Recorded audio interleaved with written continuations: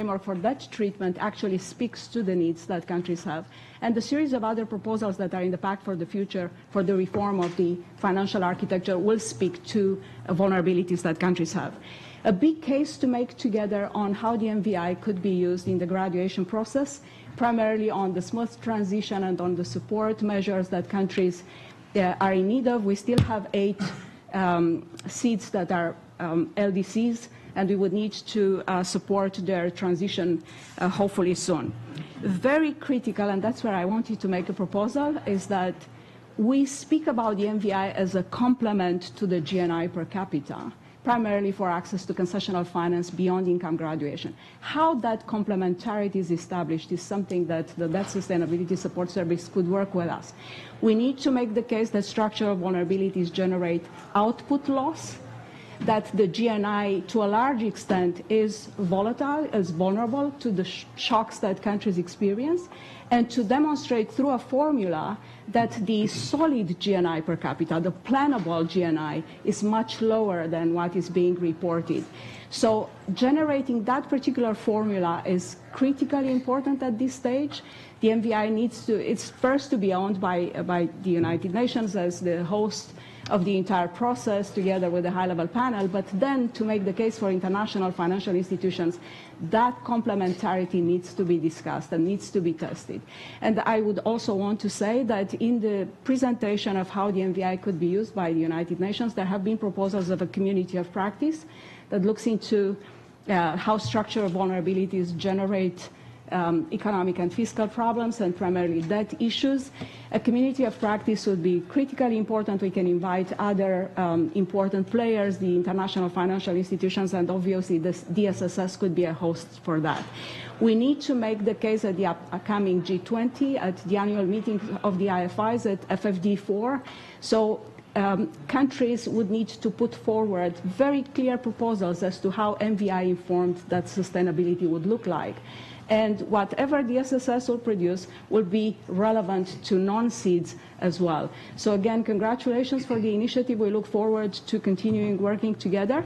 And that is, again, I'll close with the beginning, is a development finance instrument that needs to be properly used. And congratulations to all for making it possible. Thank you.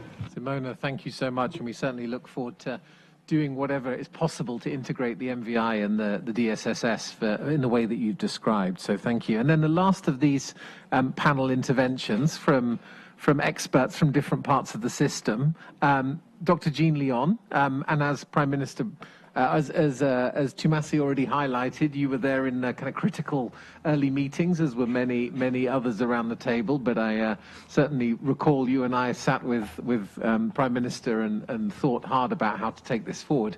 But it would be really great to get your insight into what are some of those kind of bigger kind of financial architecture issues that can help serve SIDS better. And I know this is an area that you've been looking at very closely in the last few months.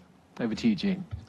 Thank you very much, Tom. Let me just recognize Prime Minister of Antigua Barbuda, Prime Minister Brown, and His Excellency, President of the Maldives.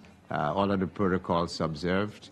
I want to make 2 remarks, Tom, in the spirit of being constructive.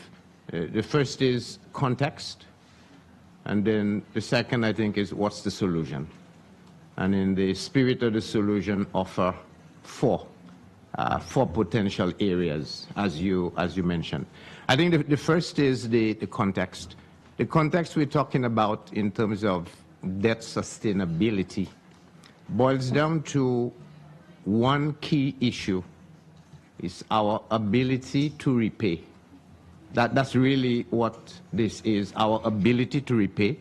And ability to repay has 3 components, and we need to see those so that we can structure the solution appropriately. The first is the cost, because that changes the entire trajectory. The second is the ability, income.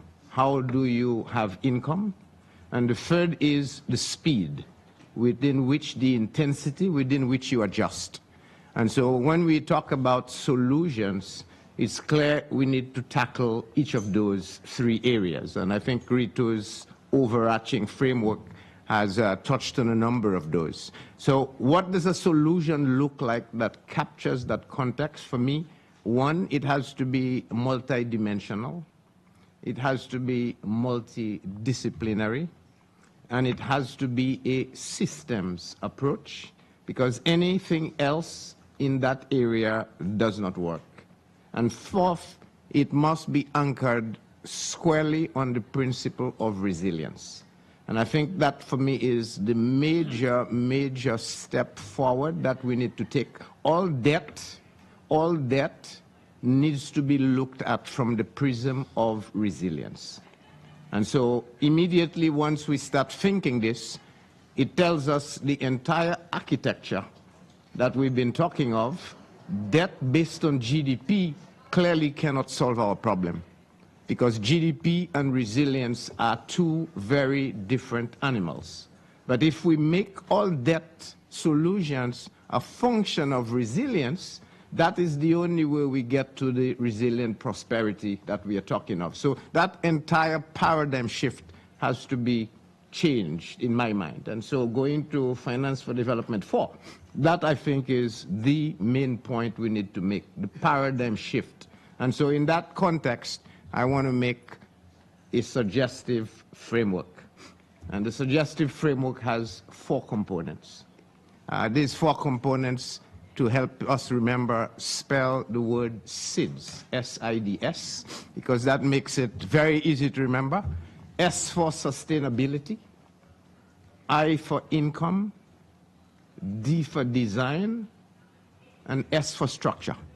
And if we tackle those 4 things, and I'll quickly run through them, then I think we have a framework within which we can talk about how we solve the problem. So first, on sustainability, I think what we need to keep in mind here is we need to think all policies as long-term sustainable policies. We cannot allow it to be short-term, election, cycle-driven policies. It must be long-term. And long-term has to be based on resilience. So whether it's revenue mobilization, tax administration, it has to be based on resilience. And so I'd want to make my first suggestion: our entire fiscal effort, whether it be taxes, revenue mobilization, has to be based on the incentives related to resilience. If it is resilience promoting, it ought to be a positive incidence. If it is resilience adversing, then we need to be able to penalize in that particular way. So there's a whole new structure of, let's call it resilience taxing or resilience income generation, that we need to embrace. The second is income. And income, I think we need to start thinking, how do we broaden that income base? And I think the world